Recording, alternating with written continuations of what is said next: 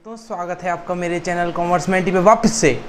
शुरू करने जा रहे हैं हम रूल्स क्या होते हैं अकाउंटिंग इक्वेशन के। तो आइए मेरे साथ शुरू करते हैं रूल्स होते हैं अकाउंटिंग इक्वेशन के। पहले पार्ट में मैं आपको कुछ रूल्स तो बता ही चुका हूं, अब बता देता हूं बाकी के कुछ रूल्स जो कि रह गए हैं आपके इस पार्ट के लिए। तो पहले तो वो सब हो गए थे। दूसरा आता है आउटसाइडर्स क्लेम। आउटसाइडर्स क्लेम क्या होता है? आउटसाइडर्स क्लेम, ये नाम में ही लिखा है जैसे कि आउटसाइडर बाहर वाले का क्लेम जो बिज़नेस का नहीं है, जिसने आपको पैसे उधार दे रखे हैं आपके बिज़नेस में। तो आउटसाइडर का क्लेम आपके लिए होता है लायबिलिटी। तो एक क्रेडिट करने से बढ़ता है और डेबिट करने से कम होता है। बात को गांठ बांध लो क्योंकि बहुत काम आएगी आगे। और अगर आपने उससे और पैसा उधार लिया तो आप क्रेडिट करेंगे, अपनी लायबिलिटीज़ में प्लस कर देंगे, और अगर आपने उसको पेमेंट कर दी तो आप अपनी लायबिलिटीज़ से माइनस कर देंगे, डेबिट कर देंगे।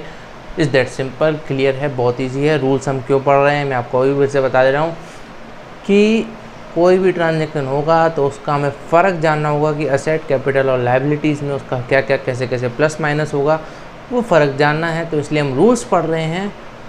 तो बहुत सिंपल सी बात है।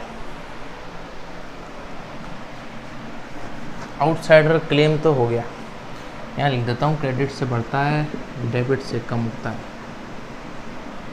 अगले रूल पे आते हैं। अगला रूल आ जाता है असेट्स का। डेबिट से बढ़ती है, क्रेडिट से कम होती है। कोई भी असेट परचेज करोगे तो डेबिट कर दोगे, कोई भी असेट सोल्ड कर दोगे तो क्रेडिट कर दोगे। क्या ऐसा हो सकता है कोई असेट बढ़ने से कोई असेट कम हो जाए? जी हाँ, ज़रूर हो सकता है। असेट में मशीन, मतलब बिज़नेस में कोई मशीन लाए हो, बिज़नेस है, इसमें कोई मशीन आप ले आए, फ्री में ले आओगे क्या? कुछ तो पे करोगे, बैंक से चेक पे करोगे, मतलब बैंक से कुछ कम होगा या कैश जाएगा, कुछ भी इन चीज़ों को कम करना पड़ेगा। तो एक असेट बढ़ने से एक असेट कम भी हो सकती है, या एक मशीन बढ़ने से एक लायबिलिटी भी बढ़ सकती है। अगर आप उधार पे ले आए तो आपके क्रेडिटर्स बढ़ जाएंगे। फोर्थ है आपकी लायबिलिटीज़।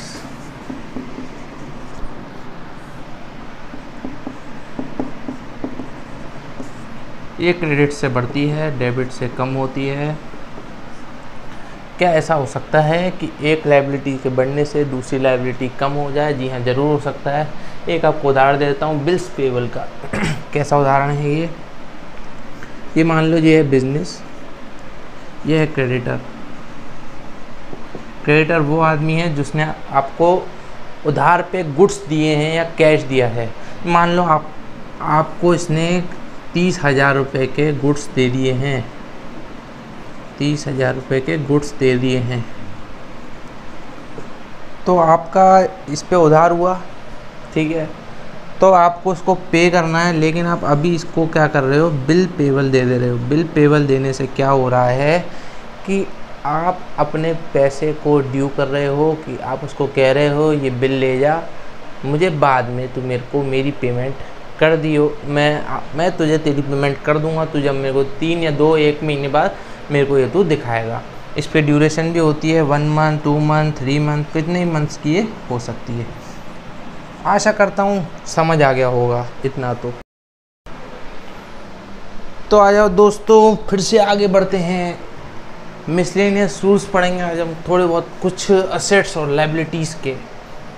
तो चलिए मेरे साथ शुरू करते हैं, और इस वीडियो को लाइक कर देना। दूसरी तीसरी बार वीडियो बना रहा हूँ क्योंकि माइक मेरा सही से काम कर नहीं रहा था, और मेरा 3.5 जैक जो है उसमें मैंने फिटिंग सही से नहीं करी थी। तो अब मेरे को समझ में आ गई थी कि क्या दिक्कत थी। तो चलिए आगे बढ़ते हैं कि क्या आगे हम पढ़ने वाले हैं आज। मिसलेनियस रूल्स पढ़ेंगे आज। मिसलेनियस का मतलब आपको जानना ज़रूरी है। मिसलेनियस रूल्स पढ़ेंगे अकाउंटिंग के, मतलब असेट्स और लायबिलिटीज़ के। तो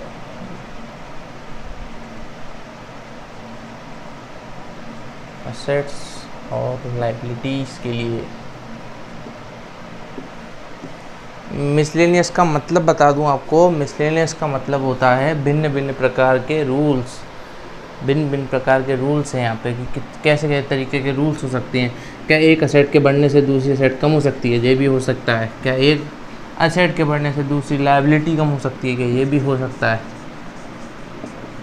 नहीं, एक असेट के कम होने से लायबिलिटी कम हो सकती है क्या? ये भी हो सकता है। और क्या एक असेट के बढ़ने से एक असेट के कम होने से कैपिटल भी कम हो सकती है? ऐसा सब कुछ हो सकता है, ये अभी मैं आपको बता दे रहा हूँ। कैपिटल भी तो लायबिलिटी है, तो ये कैसे हो सकता है भैया? कोई मशीन खरीदी, मशीन बढ़ गई, कैश कम हो गया, ये हो गया रूल, ठीक है। और ये कैसे हो सकता है? मशीन उधार पर खरीदी तो जब मशीन भी बढ़ी थी और एक क्रेडिटर भी बढ़ गया था तो लायबिलिटी बढ़ गई थी, पर अब जब आप उसकी पेमेंट करोगे तो कैश भी कम होगा और क्रेडिटर्स भी कम हो जाएंगे, तो ये हो गया एसेट कम, ये हो गई लायबिलिटी कम। सिंपल सी बात है, कोई यहाँ पे बकवास है नहीं। यहाँ पे आपको अलग तरीके से होता है, ये थोड़ा मैं आपको पीछे बता चुका हूँ एक्रूड इनकम के बारे में, तो आप पिछली वीडियो देख लीजिएगा, बहुत ईजी है। नहीं, पिछली नहीं, इसी वीडियो में आगे बताऊँगा कैसे होगा ये।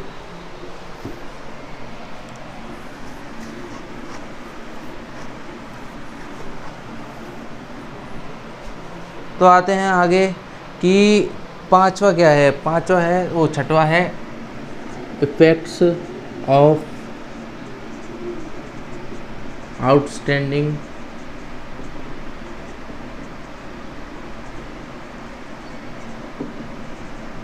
एक्सपेंसेस।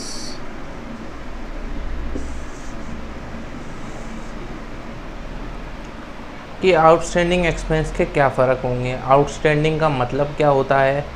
आउटस्टैंडिंग का मतलब होता है जो चीज़ आपने पे नहीं कर, जो पेमेंट आपने पे नहीं करी है लेकिन आपको उसकी पेमेंट बाद में ज़रूर करनी है, तो उसके क्या क्या इफ़ेक्ट होते हैं वो हम आज यहाँ जानेंगे।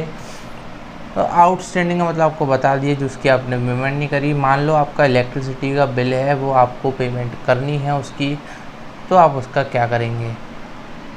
अगर अभी आपने उसकी पेमेंट नहीं करी है तो पहली बात तो ये आपकी लायबिलिटी है, तो क्रेडिट से बढ़ जाएगी, और जिस दिन आप इसकी पेमेंट कर देंगे वो डेबिट से कम हो जाएगी। सिंपल है, बहुत इजी है, कोई दिक्कत तो यहाँ आनी नहीं चाहिए, बहुत इजी चीज़ है ये। तो दोस्तों इस वीडियो के लिए इतना ही रखते हैं, बाकी 3-4 रूल और बचे हैं, वो मैं आपको अगली वीडियो में बता दूंगा। तब तक के लिए बाय बाय, टाटा, और रटो मत, सिर्फ समझो, ठीक है। जय हिंद।